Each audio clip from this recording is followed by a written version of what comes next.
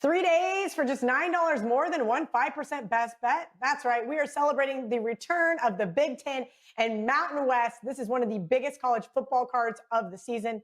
So why would you spend $40 for one 5% play when you can have 3 days of all access for just $49? That includes NFL, college football, the World Series, UFC, and soccer. This coupon is good at both sports and WagerTalk.com. All you have to do is go to your favorite handicappers page, click 3-day all access for $69, and use coupon code SM49 at SportsMemo or WT49 at WagerTalk, and you are set, getting 3 days of all access service, including any 5% best bets for just $49. Apologies, guys. We must limit this special to 2 handicappers at each site.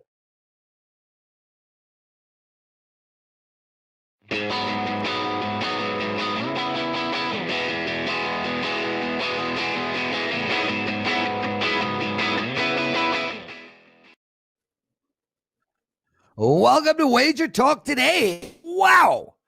Coming up, graphic looking good. UFC 254 picks with Kyle Anthony, Rob Veno. I can just read off the screen.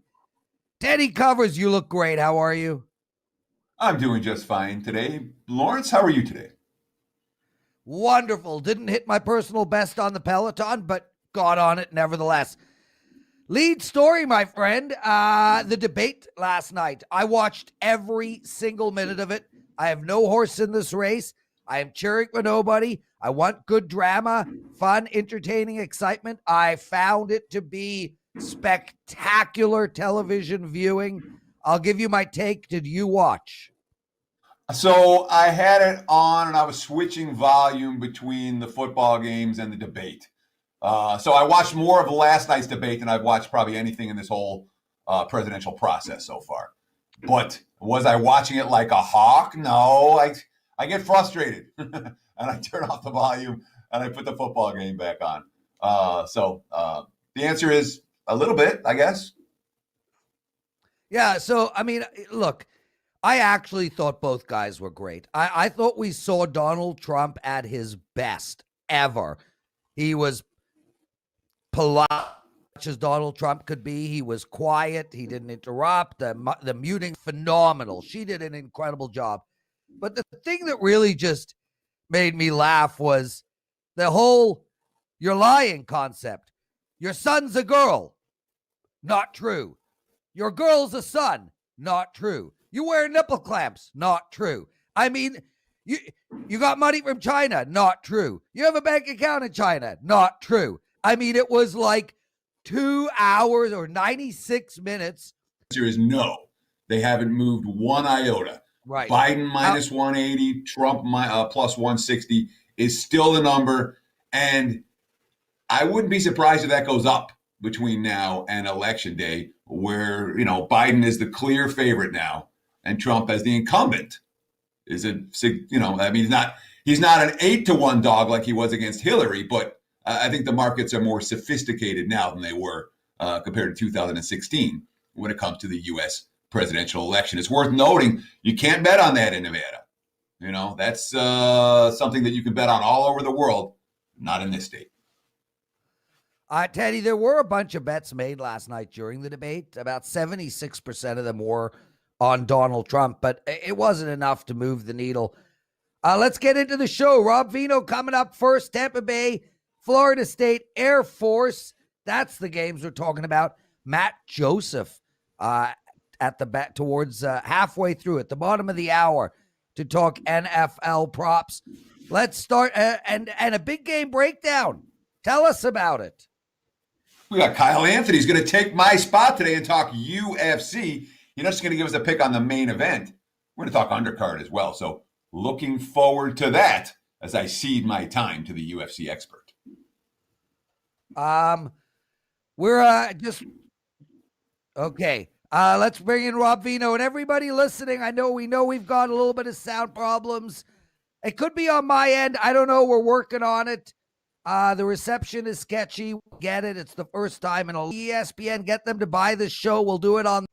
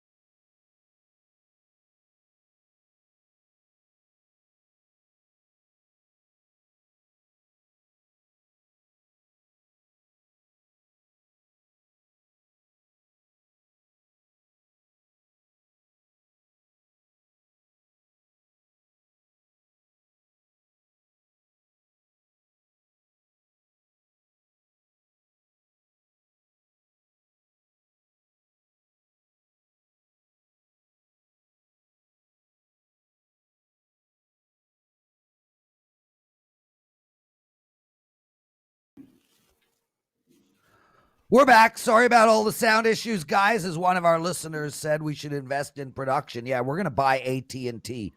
Rob Veno, let's go, baby. Let's get straight to it. Tampa Bay, LA Raiders. This is going to be a fun game. Tell us how you're going to bet this one. Well, it certainly has taken on a new added handicapping angle, Prez, with the COVID situation that the Raiders are in. Let's break it down real quick, how this may happen, how it may not happen for the listeners who aren't, or the watchers who aren't really sure as of this point in time. The Raiders' offensive line is going to be retested on Sunday morning. The entire starting offensive line. They'll be retested Sunday morning. If they pass the COVID test, then the game will be played on Sunday without any issues.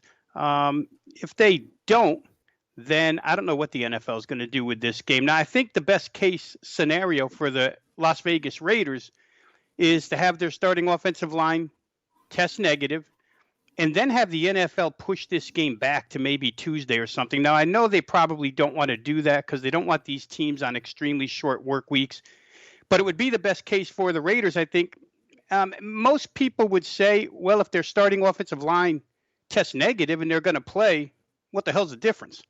But the difference is these guys were sent home since Wednesday, I believe. They've missed like 60% of the practice time, 60% of the game planning on field for this particular opponent. And I think it does make a big difference if they go Sunday at 4:25 East, 1:25 Pacific. I think they'll be a little bit on the short end of the stick against Tampa Bay. If we just look at the fundamentals here, what you have to do against this Tampa Bay defense, which is really playing phenomenal, you have to be able to have a balanced offense. Green Bay didn't have it. They had run Aaron Jones successfully all season long. All of a sudden, they play Tampa Bay. He can't run. They can't throw. Aaron Rodgers looked like he wanted to quit in the third quarter. He had had enough of the beating he was taking, especially when David Bakhtiari, their best offensive lineman, left the game. I mean, it was a jailbreak on every down with those blitzes Todd Bowles was sending. He'll send them here. Question is, can the Raiders run with Josh Jacobs? It's the 20th rated rush offense in the league, guys, so it's not like they're spectacular running the football. I think the team that played Tampa Bay best was the LA Chargers because, yeah, you're going to take a couple of sacks along the way. But they attacked downfield, 14 yards per completion in that game. Justin Herbert was throwing vertically. With Henry Ruggs back, the Raiders do have that option. Obviously, you have to try to run, but you've got to be successful throwing the football against those D-backs. The front seven is so tough. I don't know that the Raiders, if they play on Sunday, are going to be able to do either of those.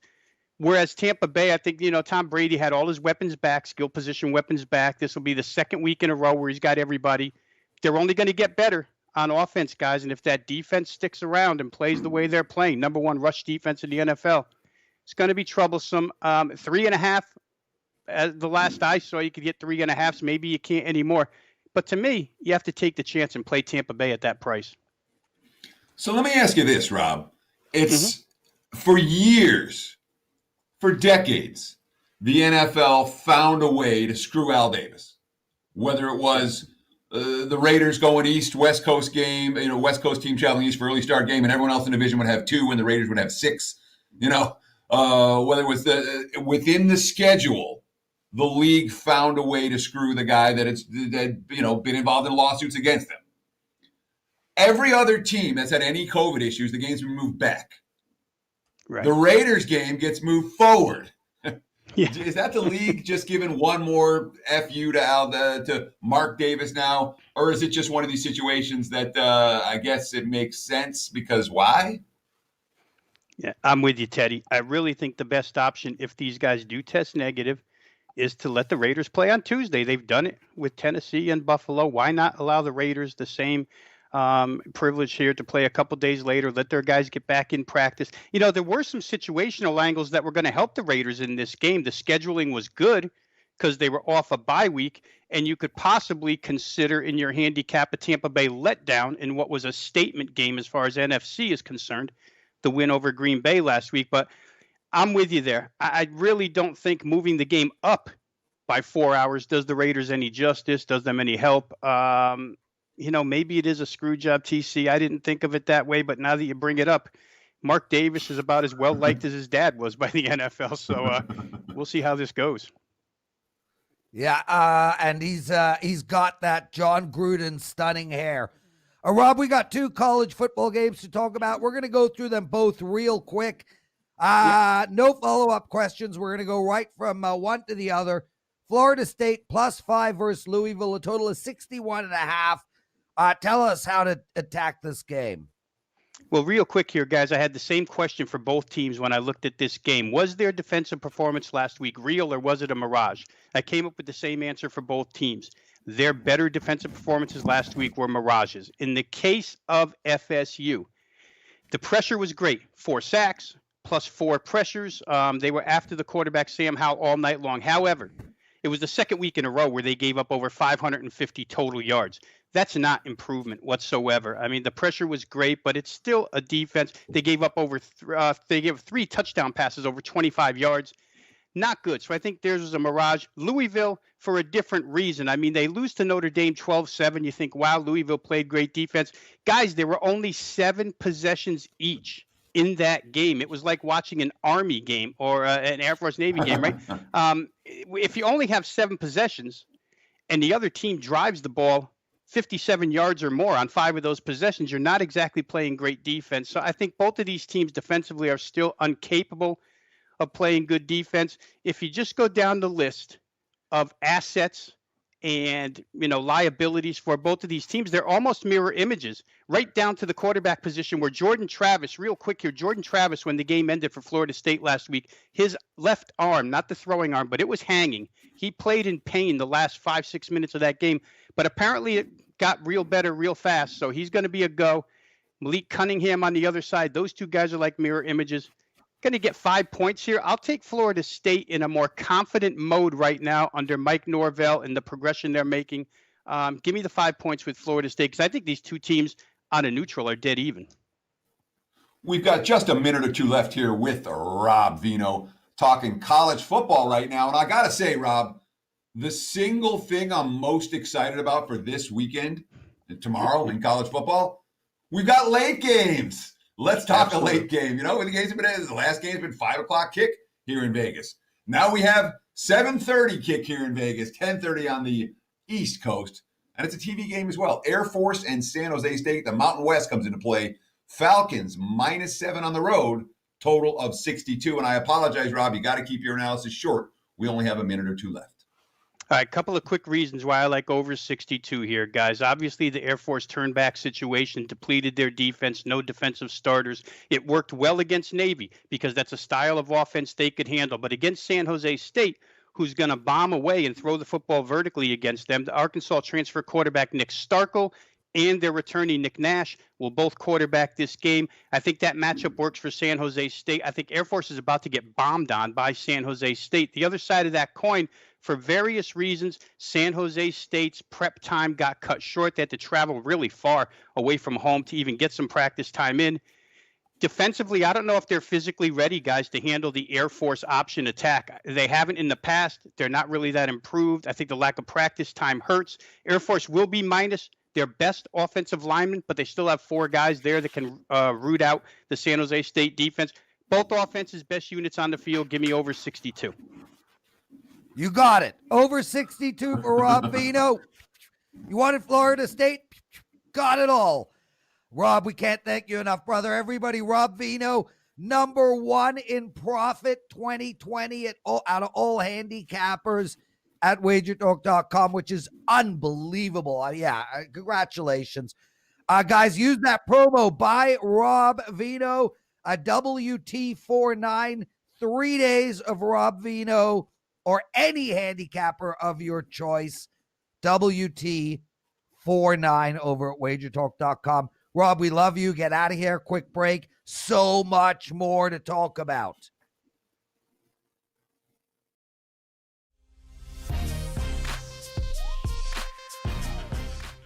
Only $99 for the gold sheet for the rest of the season? That's right.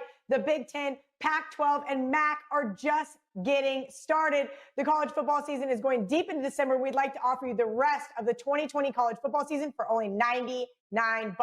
That's right, you get expert analysis, power ratings, stats, and more for both college football and NFL.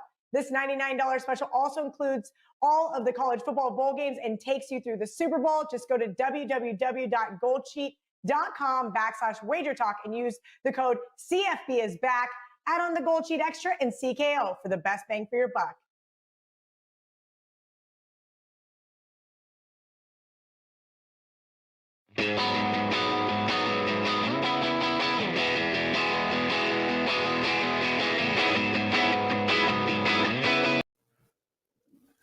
It's time for Bad Beats, Bad Bets, and Bad for the Books. A little recap of what happened in the betting world last night. And I'll tell you what, most books did pretty well on Thursday night.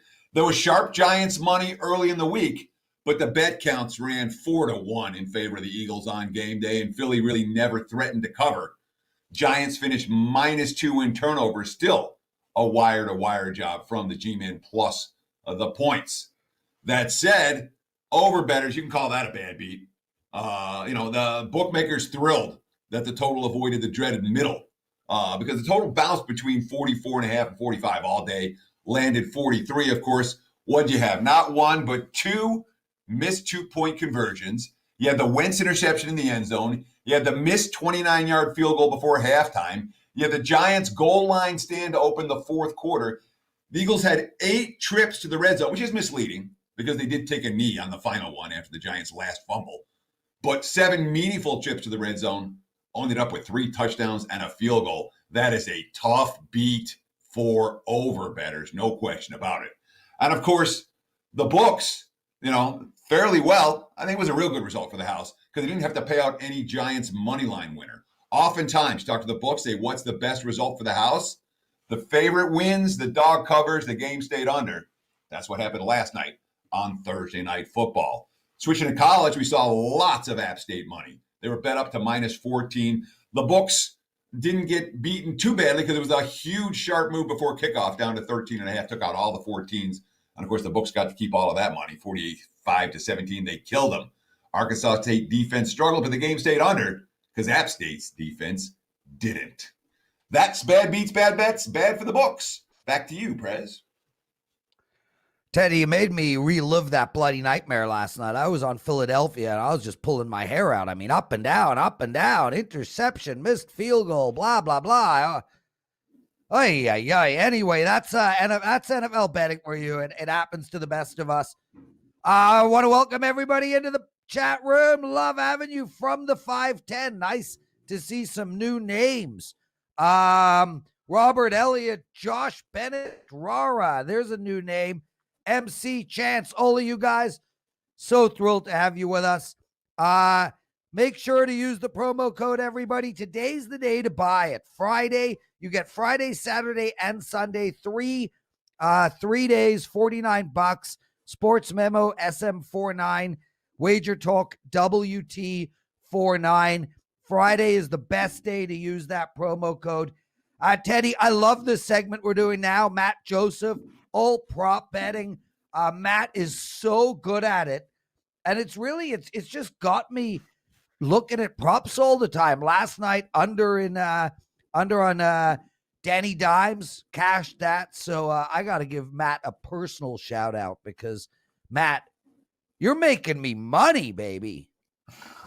Well, and yesterday we barely cashed the under on the carries for Boston Scott. I was getting a little worried towards the end because we had 13.5 and he finished with 12, but that was a winner for the viewers yesterday. Nicely done. Let's get straight to it, Matt. We don't have a ton of time. You got a prop for us on DeAndre Swift. Yes, the running back for the Detroit Lions has seemingly taken over the backfield here, at least for 1 week, and we're really excited about that because now he gets the Atlanta Falcons. The Falcons have coughed up an NFL-high 328 receiving yards and 4 touchdowns to the running back position. Last week he had 123 yards on 17 touches against Jacksonville. He's starting to catch the ball, 16 receptions. He's had 7 receptions the last 2 weeks. It's about 2.5 in some books. The receiving yards are 22.5. The Falcons are the perfect team to take the over with because they just don't cover the running backs out of the backfield. Let's talk Dalton Schultz here, who is a guy who's fairly anonymous, I would say, for many casual fans, and yet he's become potentially a bigger piece of the Washington football team's passing offense now that Kyle Allen's at QB. What's your take on Dalton Schultz and the Washington team this week? Dalton Schultz is he's the kind of get lost in the shuffle a bit because you got Amari Cooper and you got CeeDee Lamb and you got all these guys in Dallas and Michael Gallup. And so we're getting some good numbers here. I think we're still getting some solid numbers on Dalton Schultz because back on October 11th, he had one catch against the Giants. But he's gone over this receiving number. 27.5 receiving yards is what I see for Dalton Schultz, the Dallas tight end. Last week, he had 5 targets, 4 receptions, and 35 yards. By the way, Washington has been sneaky good against wide receivers so far this year, but they're allowing an average of just over 5 receptions and 64 yards receiving to the tight end position. So to me, I'll take this 27.5-yard receiving number for Dalton Schultz because I think he's going to be busy again on Sunday against the Washington football team. Matt, on the NFL presidential address, and guys, check that show out. Matt gives out props on every game. It's up at WagerTalk TV, second most watched show on our channel. Matt, you said Jalen Hurts is going to get a touchdown. I can feel it. They're down in the red zone. He's behind center. He gets the ball. I'm like, is it? Nothing. Now you got another one. Terry McLaurin for a touchdown. Tell us about that. Yeah, the Washington football team, look, I'm not a big Kyle Allen guy, but guess what? They're going up against Dallas, and everybody scores. 6 different wide receivers have caught touchdowns against Dallas, including Calvin Ridley, DK Metcalf, Odell Beckham, their respective number ones. McLaurin's got only 1 receiving touchdown, so I think there's a chance we could get some plus money here. Whoever's under center, they funnel targets to this guy. 58 targets, 36 receptions. Isaiah Wright and Antonio Gandy-Golden banged up for this team. Logan Thomas, these two, the quarterback and Logan Thomas haven't had a great connection. I think Terry McLaurin finds the end zone here for Washington at home on Sunday against the Cowboys. So let's see. So far, we've talked about guys from the Lions, guys from Washington. Now let's talk about guys from the Jets. What is this, the bottom feeder? A bottom feeder hour? But certainly with Sam Darnold expected back on the field for the Jets this week, there's a big difference between Darnold and Flacco. Do you expect that to show in Jamison Crowder's numbers? So I really need Jamison Crowder to play in this game. He practiced, he was limited on Wednesday. He did not practice yesterday, so we'll see what he does today because he's had a bit of a groin issue. But week 1, he torched the Bills. 13 targets, 7 catches for 115 yards and a touchdown. The top 5 wide receiver performances against Buffalo since last year, Jarvis Landry, Cooper Kupp, and Jamison Crowder 3 times. The slot receiver has killed Buffalo. Heck, even Isaiah Ford had 7 receptions for the Dolphins back in week 2. So I'm targeting the slot guy here. If it's Braxton Berrios, we might get a decent number there too, but I'm hoping it's Jamison Crowder so I can take the over on his receptions. And if it's not, I'm going to probably look at Braxton Berrios' over on his receptions because he's the slot guy that would be behind Crowder. Matt, let's go to some teams now. New York Jets, you got something for us with Jacksonville. I love that we're talking all the crap teams, so regale us, my brother. Well, so I could just give out the Jets team total under every week, so I decided to just give a different one. I mean, it's just 16.5 is the number for the Jets. They'll probably score 14. Who knows?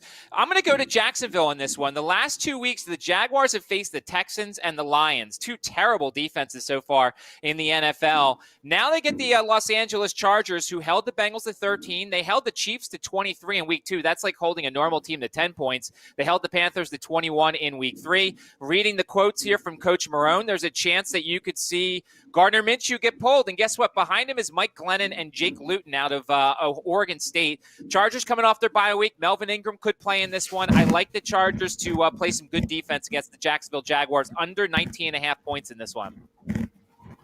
So I don't disagree with that. And I don't disagree with any concept of finding ways to look at betting teams like the Jets and the Jaguars under the total. Although it is worth noting the Jets did get to 17 the last time they played Buffalo, despite being shut out in the first half of that game. We talked NFL team total of the week. Now let's talk college football team total of the week. You wanted to look at Navy versus Houston. Yeah, I guess it's something about triple option teams. Last week, my college team total was Georgia Southern's first half over. That hit, and I guess we're going to Navy now.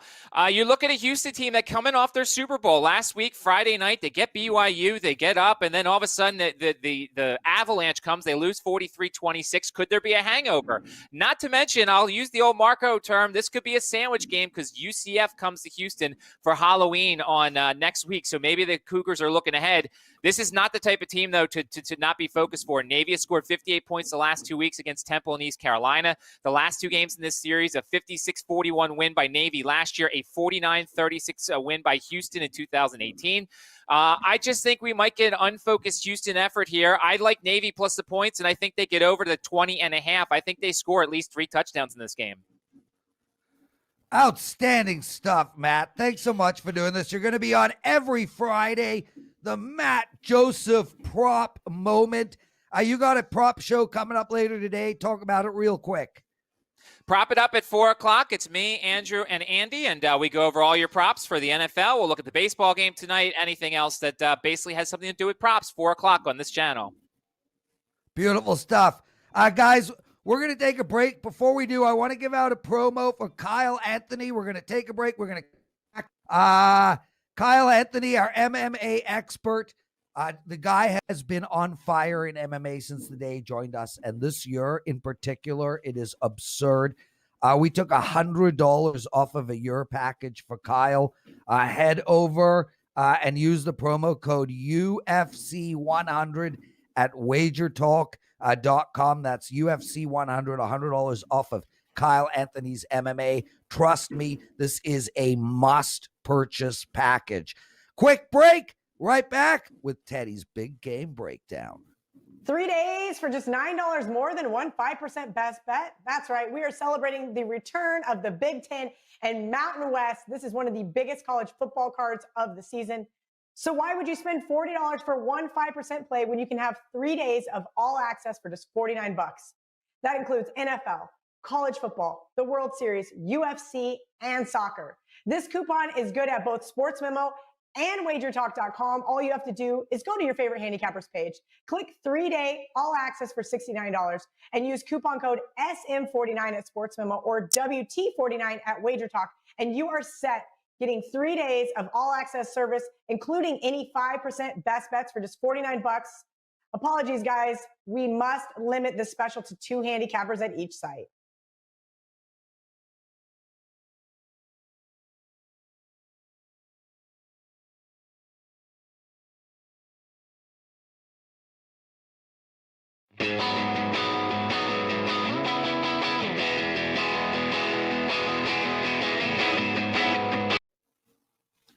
Welcome back to Wager Talk Today, your sports central for gamblers.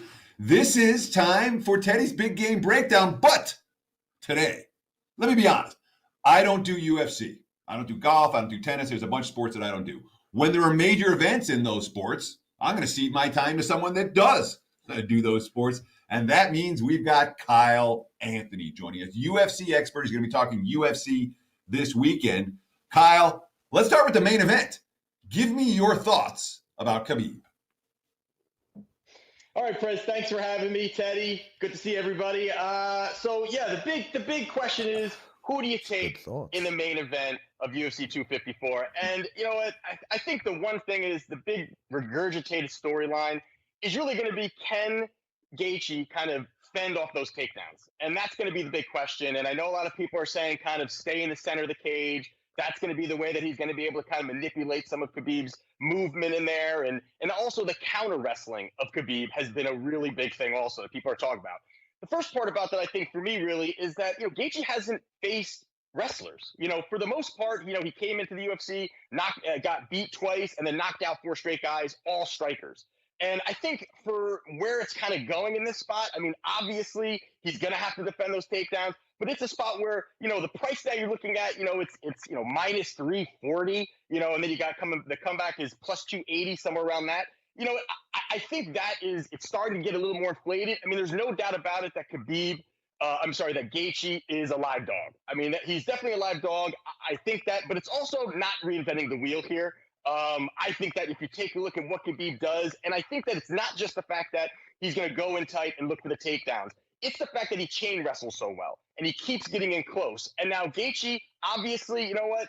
Have we seen him defend takedowns? Have we seen him to really, fend him off and then look to counter? Not really. And the big part again is keeping his back off of the cage. I think that Khabib is going to be moving forward a lot in this fight. I think early on it's going to be, kind of, a cat and mouse kind of game, and that Gaethje is going to be tough. But I think that this is a spot where I got Khabib at minus 285.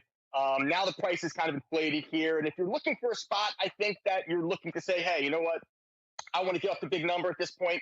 I like that a method of victory in this spot. I think that it's really a strong play, kind of any of them, to be honest with you. And the one that I like for the most is going to be Khabib via decision. Now, I know a lot of people talk about the fact that Gaethje's got a lot of knockouts, and you've also the fact that Khabib has finished some guys. But I think, again, this is going to be a spot where there's going to be some dead time. There's going to be time where they're going to be grappling. They're not going to be standing toe-to-toe exchanging. A lot of the times that Gaethje has had a lot of that where he's just going in there and they're banging, and then someone's going to get caught. I don't see that happening here. I think this is going to go into the later rounds. So Khabib via decision is a nice spot at plus 250. And also, if you're looking for the rounds, I think round betting is another great spot where you've got Khabib early. First and second round is about plus 350, 300. And as the fight goes on, you've got rounds 3 and 4 are plus 700, plus 750. Final round is plus over 1,000. So it doesn't make sense because he's not a first round finisher by any means. He's kind of a guy that wears you down and then mauls you and then chokes you out. But I think this is a spot where it's going to be a very close fight, and you're going to see Khabib win via decision. So that's why I like on this final play. We've got UFC breakdowns with WagerTalk's Kyle Anthony, a guy who clearly knows what he's talking about. Let me ask you this, Kyle. What else stands out on the card for you? Anything on the undercard worth talking about? And another play that I do like, and I feel like this is a more contrarian side of things, is between Magomed Ankalaev and Ian Cutelaba. You've got Ankalaev as a minus 310. You've got Cutelaba as a plus 250. And this is a spot here where a lot of people like Ankalaev. He's a technical striker. From the outside, he works. He's definitely got some nice skills. But I think that what happened in their last fight, where Cutelaba kind of faked like he was hurt and kind of wobbled around a little bit, and then the fight was called, which it shouldn't have been, kind of a stupid move by Cutelaba to begin with, for faking like he was hurt. But really the point was he was looking to have Ankalaev, who is a counter striker, to kind of open up his offense and fire first so Cutelaba could then counter. So the strategy didn't work, nor is it a good strategy, but he was going for that. But in this spot here, the line really, I think has really shot up for Ankalaev just because of maybe the fight IQ or how that whole fight went down on their first time. So in this spot here, I mean, Cutelaba has a lot of power. He was beating up Glover before he got choked out later in the fight. It's a great spot here at plus 250. I think he doesn't have to do much. I think both of these guys are going to look and bang at this point. And even that Ankalaev had fought in a prior fight against a BJJ black belt, and a BJJ guy was landing on him. So, there definitely are holes in his game, and he doesn't need to do much. I like what Cutelaba can do here. The knockout is even plus 380. So if you're looking to get a little more juicier than just a straight bet there, which is probably his path to victory, is the knockout. So in this spot here, I think Cutelaba is a strong play because I think that this line is way off. Take advantage of Kyle Anthony this weekend. Use that UFC 100 promo code. A year's worth of MMA from Kyle Anthony. You get $100 off. This is a guy who has proven that he can succeed at this sport. Let me ask you, Kyle, how's your UFC doing this year? And what packages do you have available this weekend that people can take advantage of that UFC 100 promo code and get involved with for this weekend? Yeah, so it's definitely been a great year, I got to say the least here. 77% ROI for the year, also 68% winner. So it's been pretty good, I got to say. Last week, 3-0, including the 4% winner on Jonathan Martinez, which was plus 125. So this week, I actually have 3 plays uploaded, 5% play. It's only the 4th 5% play that I've released for this year. So really excited about that. Also 2 more in that package. So it's 3 plays in 1 package. And, I'm looking forward to the fights and looking forward to keep cashing for everybody and keep this train moving forward. Thank you so much, Kyle Anthony. And yeah, Teddy, you're so right. I mean, his MMA is ridiculous, but I got to say for the record, and everybody knows, I got a full-on man crush for Kyle. I admit it. I'm okay with it. I'm at one with it. The guy, I don't remember a thing he just said. I was staring into his eyes. I'm a little flushed, to be honest with you. Whew. Okay. Yeah. We better take a quick break, dude. And Ralph Michaels, go ahead, Teddy. I'm going to say you have a few too many man crushes to make me comfortable. Dude, Kyle is so freaking handsome. If you don't notice the handsomeness of Kyle Anthony, you got problems. I mean, he's the whole package. And he's got a tattoo sleeve. He's muscular. Take me to a break, Joe. Okay. Joe. Okay. Break. First-time customers at WagerTalk.com and SportsMemo.com receive $25 in wager bucks after your first initial purchase. All you have to do is sign up, make your purchase, and you'll get $25 in credit.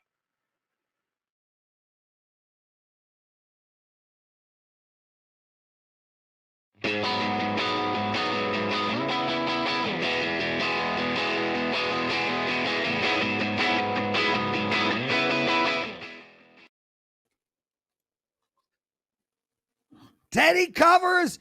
I'm loving this segment. Super excited to hear Ralph Michaels. Great show so far, man. Let's bring him in. Let's get straight to it. There's the green. Hey guys, how are you? Good, Ralph. Hey, listen, before you get into it, how do people get pens to you? I'm sure there's lots of people with businesses. I want you to be the pen man. I want 100 pens mailed to you. Everybody listening needs to send Ralph Michaels a pen. How do they do that? Just shoot me an email, Ralph@WagerTalk.com, and we'll talk about it. So, I'm Ralph, happy, you're not going to give out your address and your phone number on the air? What? What's up? I don't know. I don't know where Prez was leading me, so I'll just, I'll play dumb. So, you know what? Before we start, Teddy, I have a question I want you to ask a bookmaker next week for me. Okay. I want to know on an isolated NFL game like Sunday night, Thursday night, Monday night, how much of their handle is affected when both sides and both teasers hit like they did last night. So what do you mean? How much your handle is affected? Well, for that game, I mean, is it an extra 10% or 20% or 30% loss when both sides and both totals of a teaser hit? So no matter who teases that game, they won the game. Right. So I understand completely. So you have those games where it doesn't matter what you tease, favorite dog, right, total up, total down, whatever you teased was a winner. Last night, whoever teased anything got paid. So sure, I'll ask that question to Dave Sharpen and Arthur Caesar this next week. You know, just because I'm interested to see how many people tease. Yeah, we know they get hurt the most on those isolated games because those are the games people want to play and therefore they tease. So, let's get to it, guys. The angle of the day, I've got two of them. Both are involving away favorites with big spreads. I've seen some people on Twitter, oh my God, Buffalo minus 13. How bad are the Jets? Blah, blah, blah. I just want to mention this. The last 19 double-digit away favorites in the NFL have gone 16-2-1 against the spread, 89%. So when a team is really doing well and a team is really doing poorly, for the last couple of years, you haven't been afraid to raise those numbers. And then a system, Teddy. This is a system I really do love, and it makes a lot of sense to me. When you have a division away favorite of 8 or more, so a team like the Jets at Buffalo at the Jets this week and KC at Denver, when you have a division away favorite of 8 or more, you're 82% to the under. 7 overs, 30 unders, and 1 push. You're going to play this team again. You're not looking to embarrass this team. You want to get off on the road, off a road win. Teddy covers, thumbs up, thumbs down. It makes sense. However, we need to talk about both of these games in particular that it brings up this week with Buffalo and the Jets and KC Denver. KC Denver is officially now a snow and cold game. That total's already been bet down from 49.5 to 45. I'm never going to recommend anyone make a bet after a 4.5 point move like that. That said, that total could close 42. Who knows how low it'll go in KC Denver. Buffalo and the Jets, they got to 44 in the first meeting. It is worth noting the Jets, with Sam Darnold expected back this week, the money's trickling on the Jets. And as we speak, we've seen a little bit of over money in that one. So if you want to take advantage of this trend, that might be the best way to do it because the money's coming the other way. The difference in that first Bills game, though, the Bills were a big home favorite, not away favorite. Yes. You know, and I want to bring up one more thing as we're talking about big line moves. You know, this UAB game tonight was a huge line move. And I was thinking about using as my situational play. I had UAB power rated as a 5-point favorite. They opened up as a 3-point favorite. They were a 2.5-point favorite. It was in the mix. Lo and behold, this game moved 5.5 points, now back down to 5. So when you have your list of games at the beginning of the week, make sure you go back and look at it midweek, that you're checking line moves to see if you need to bring a game back in. I will now be on UAB with that point value relative to that line move. Situational play of the day, I'm going to go to college football for tomorrow. And I have a system and an angle to both play on the same game. When you have a college football home dog off a home loss by 7 or less, and they're off a bye. So TCU lost by 7 to Kansas State. They are a home dog to Oklahoma, and they are off a bye. Those teams since 2010 have covered only 26.3% of the time. Add on that TCU is also 6-15-1 against the spread at home. And I have game 351, 352. Play against TCU or play on Oklahoma minus the 6.5 against TCU. Prez, before I get to a wager talk, real quick, Ralph, because that's one that it doesn't stand out to me as something that I'm going to bet blindly because it makes sense. Why do you think that trend is in play? You know, why do you think it's been as strong as it is? Home dog off a home loss by 7 or less and then a bye. Why would that lead to a problematic outcome the next time out? We'll go more into bye weeks, but I have really found that teams that lose close games before the bye continue to play poorly. Teams that win close games prior to the bye continue to play well after the bye. So there are numbers that correlate, which I didn't get into with this, but I did know those numbers knowing the system. So to me, it may mean more than it does to you. Well, now that you bring it up, that makes a ton of sense. If the numbers clearly show the teams going into the bye struggle after a close loss coming out of the bye, it's something that makes sense. Obviously, I've no argument. You know, Koken was on here yesterday talking about he liked Oklahoma. I like Oklahoma. You like Oklahoma for what it's worth. Yeah. Well, a lot of times that means run for the hill. Yeah, I do, Prez. How many NFL teams this week have revenge? No, I'm just kidding. Everyone. All right. If you guys missed my revenge rant, go watch yesterday's show because, again, the most overused term. I'm going to just look at some college football numbers, guys. Someone reached out to me on Twitter, and that's all you got to do. If there's a situation you want to see on this show, hey, just reach out to me at Twitter, at CalSportsLV. Ask if I can run those numbers and go through it. We'll have your episode here on the Wager Talk Did You Know? Someone asked about college football teams off losses as favorites, off wins as dogs. So I went and ran the numbers the last 4+ years since 2016. The only number that really means anything here is if you are off a loss as a home favorite, you have covered 54.2% of the time. If you're off a loss as a conference home favorite, it's only 53. Off a bigger loss, as a loss of 7 or more as a home favorite, you're only 53. Off a conference loss of 7 or more, you're only 49.7%. So don't put too much into being off a loss as a favorite. It doesn't mean the same in college football as it does in the NFL. How about teams in college football that are off a win as an away dog?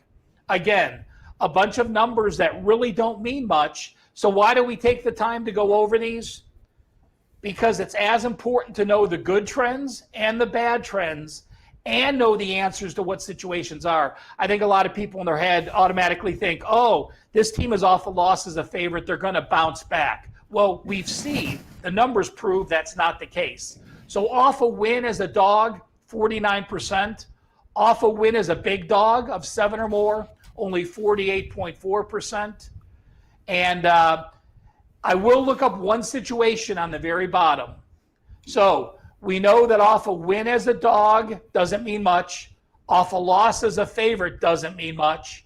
But when those two collide, when you have a team off a loss as a home favorite playing a team off a win as a away dog, that home favorite is 62.4% in that game when they meet.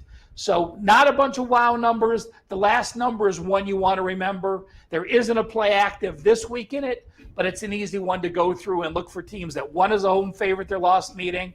You want to play on those teams against a team that won as a dog. Ralph, so awesome, dude. Your stuff is amazing. I was looking at that board. I'm thinking to myself, I can't imagine a person who knows nothing about betting just accidentally, finds our show and a dog off of a loss after a win on a Tuesday with blue shoelaces, lose 63% of the time.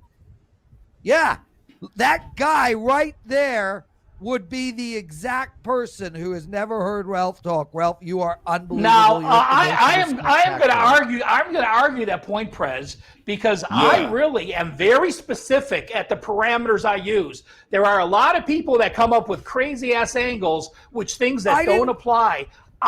So I think your statement is wrong, and I just want to say that I take a lot of pride in the parameters I use that are meaningful Ralph, parameters. I agree 100% and that are handicappable. with you.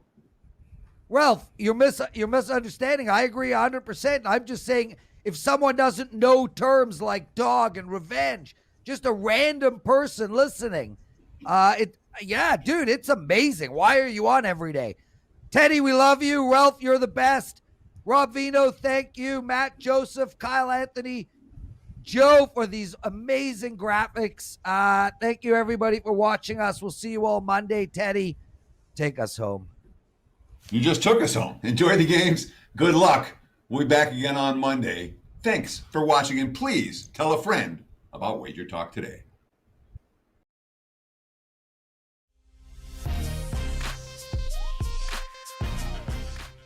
Only $99 for the gold sheet for the rest of the season? That's right. The Big Ten, Pac-12, and MAC are just getting started. The college football season is going deep into December. We'd like to offer you the rest of the 2020 college football season for only $99.